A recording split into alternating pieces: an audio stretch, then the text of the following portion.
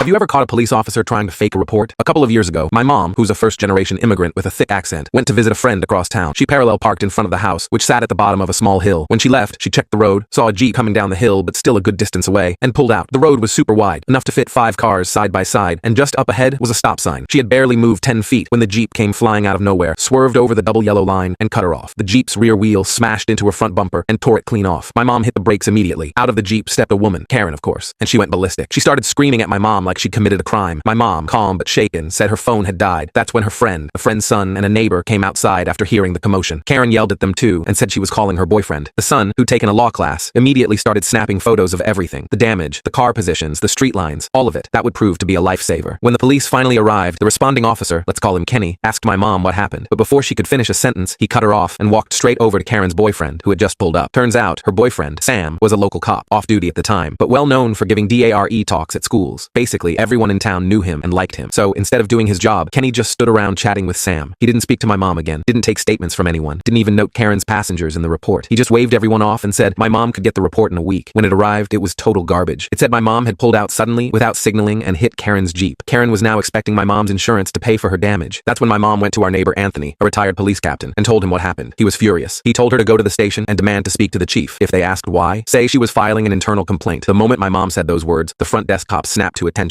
and led her into a back room. Since the chief was out, the deputy chief came in and started recording the meeting. My mom showed him the photos and explained everything. She also accused Kenny of misconduct and said Sam had interfered with the investigation. She even pointed out that maybe her accent had something to do with how she was brushed off. At the same time, she filed a claim with her insurance and they backed her. After seeing the evidence, they refused to pay Karen a dime and went after her insurance instead. A month passed, then an officer came to our door and told my mom that Kenny had been punished. Sam couldn't be formally disciplined due to lack of evidence, but word was he got a serious private reprimand. We thought that was it, until 3 days later, we got a letter in the mail. Karen had filed 3 complaints against my mom just 1 day before the statute of limitations. In New Jersey, civilians can file complaints and get real tickets issued. Since she filed them so late, my mom couldn't countersue. Karen clearly thought my mom would be too intimidated to fight back. She was wrong. My mom hired a lawyer the next day and had the case moved to a bigger court 2 towns over. No hometown bias, no friendly cops, just facts. And since Karen worked full-time, going there was a hassle for her. When the court date arrived, Karen didn't even show up. The case was dismissed on the spot, but the fallout didn't stop there. Between my mom, my sister, and our family friends, the story spread fast. Soon, the entire town knew what Karen and Sam had tried to pull. Sam stopped getting invited to school assemblies. Karen got ostracized by the PTA. Their reputations tanked fast. They went from local favorites to being known as the ones who tried to manipulate the system and got caught, all because they assumed my mom would stay quiet.